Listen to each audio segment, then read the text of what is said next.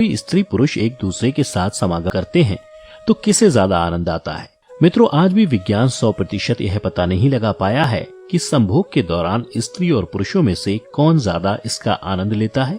लेकिन आपको ये जानकर हैरानी होगी कि आज से हजारों साल पहले लिखी गई महाभारत में ये बात विस्तार से बताई गई है कि संबंध बनाते समय स्त्री और पुरुष में से किसको ज्यादा आनंद आता है। आज की इस वीडियो में हम आपको महाभारत में वर्णित इसी कथा के बारे में बताने जा रहे हैं।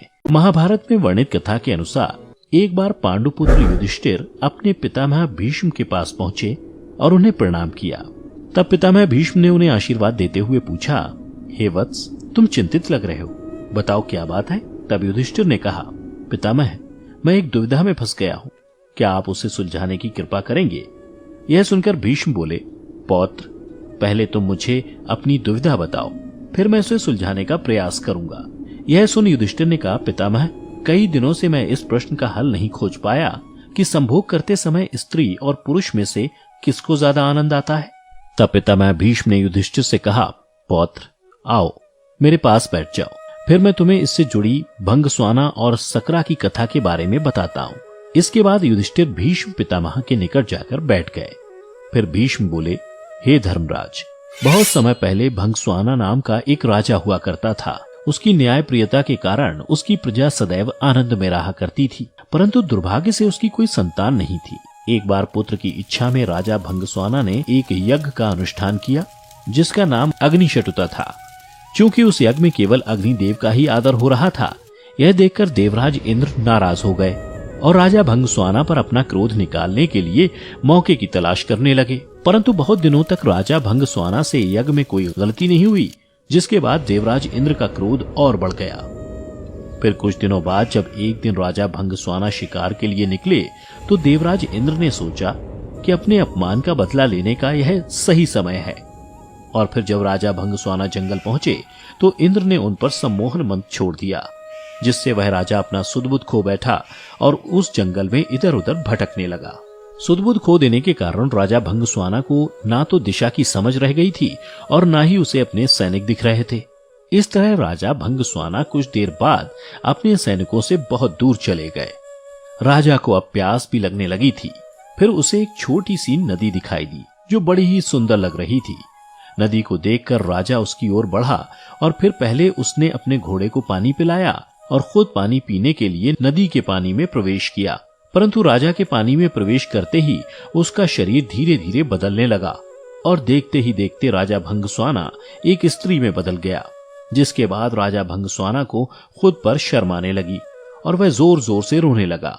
उसे यह समझ नहीं आ रहा था कि आखिर किस कर्म के कारण उसके साथ यह सब हुआ है। फिर भंगस्वाना मन ही मन ईश्वर से कहने लगा, हे प्रभु, आपने ये कैसा अनर्थ कर दिया है। इस रूप को लेकर मैं अपने राज्य वापस कैसे जाऊंगा। अभी कुछ दिन पहले ही मुझे अग्निशटुता यज्ञ से 100 पुत्रों की प्राप्ति हुई है, उनसे मैं क्या कहूंगा। और तो और महल में मेरी रानी मेरी प्रतीक्षा कर रही होगी, उनके सामने इस रूप में कैसे जाऊंगा। हे ईश्वर, आपने तो मुझसे राजपाट के साथ साथ मेरा पौरुष भी ले लिया, साथ ही मेरी प्रजा का क्या होगा। फिर काफी देर तक इस तरह से विलाप करने के बाद वह राजा अपने राज्य वापस लौटा। उधर राजा भंगस्वाना ने जब स्त्री रूप में अपने राज्य में प्रवेश किया तो उसे देखकर सभी लोग हैरान हो गए। फिर उसने राजमहल जाकर अपने सभी सभासदों की सभा बुलाई और उन्होंने अपने पुत्रों और मंत्रियों से कहा, मैं अब राजपाट चलाने लायक नहीं रह गया हूँ, इसलिए आप सभी मिलकर इस राज्य को चलाइए और ये भी ध्यान रखिएगा कि मेरी अनुपस्थिति में मेरी प्रजा को कोई कष्ट ना हो। मैं अपना बाकी का जीवन वन में बिताऊंगा। इतना कहकर राजा भंगस्वाना अपनी रानी से जाकर मिले और फिर वे जंगल की ओर चले गए। वन में जाकर स्त्री रूपी वह राजा एक तपस्वी के आश्रम में जाकर रहने लगे। फिर कुछ सालों बाद उन्होंने उस तपस्वी के कई पुत्रों को जन्म दिया और जब वे बड़े हुए तो राजा भंगस्वाना उन्हें अपने राज्य ले गए और वहां जाकर पहले से मौजूद अपने पुत्रों से कहा, जब मैं पुरुष था तो जैसे तुम सभी मेरे पुत्र हो, वैसे ही मेरे स्त्री रूप में भी ये सभी मेरे पुत्र हैं। लो अपने भाइयों को संभालो। उसके बाद राजा भंगस्वाना के सभी पुत्र मिलकर रहने लगे। उधर जब देवराज इंद्र ने देखा कि राजा भंगस्वाना इतना अपमानित होने के बाद भी अपने बच्चों के साथ सुखपूर्वक रह रहा है तो उनका क्रोध और बढ़ गया। और फिर उनके मन में प्रतिशोध की भावना जागृत हो चली। फिर देवराज इंद्र सोचने लगे कि क्या मैंने इस राजा को पुरुष से स्त्री बनाकर गलती तो नहीं कर दी। इसके बाद इंद्र ने एक ब्राह्मण का वेश धारण किया और राजा भंगस्वाना के राजमहल पहुंच गए। राजमहल पहुंचकर देवराज इंद्र भाइयों के बीच फूट डालने के उद्देश्य से उनके कान भरने शुरू कर दिए। कुछ दिन के बाद इंद्र की यह योजना सफल हो गई और राजा भंगस्वाना के सभी पुत्र आपस में ही लड़ने लगे और देखते ही देखते सभी ने एक दूसरे को मार डाला। इधर इस बात का जैसे ही भंगस्वाना को पता चला, वे शोकाकुल हो उठे और पुत्र के वियोग में जोर जोर से रोने लगे। तभी ब्राह्मण वेश में इंद्रदेव उसके पास पहुंचे और उससे पूछा, पुत्री तुम रो क्यों रही हो? तब भंगस्वाना ने रोते हुए इंद्र रूपी ब्राह्मण को सारी घटना बतलाई। तो देवराज इंद्र ने अपना असली रूप दिखाकर राजा को उसकी गलती के बारे में बताया। इंद्र बोले, हे राजन, तुमने यज्ञ में केवल अग्निदेव की पूजा की और मेरा अपमान किया, इसलिए मैंने ही तुम्हारे साथ यह सब किया। देवराज इंद्र के मुख से ऐसी बातें सुनकर भंगस्वाना उनके चरण पकड़ते हुए बोले, हे देवेंद्र, अनजाने में मुझसे बड़ा अपराध हो गया, कृपया कर मुझे क्षमा कर दें। यह देखकर इंद्र को दया आ गई और उन्होंने राजा को वरदान देते हुए कहा, हे स्त्री रूपी राजन, तुम अपने सभी पुत्रों में किसी एक को जीवित देख सकते हो। तब भंगस्वाना ने कहा, हे देवेंद्र, अगर ऐसी बात है तो मैंने स्त्री रूप में जिन पुत्रों को जन्म दिया था उनमें से किसी एक को जीवित कर दीजिए। यह सुन इंद्र हैरान हो गए और फिर उसका कारण पूछा। तो भंगस्वाना ने कहा, हे देवेंद्र, स्त्री का प्रेम कभी भी पुरुष के प्रेम से बहुत अधिक होता है, इसलिए मैं अपनी कोख से जन्मे पुत्र का जीवन दान मांगती हूँ। राजा भंगस्वाना की बातें सुनकर इंद्र प्रसन्न हो गए और उन्होंने राजा के सभी पुत्रों को जीवित कर दिया।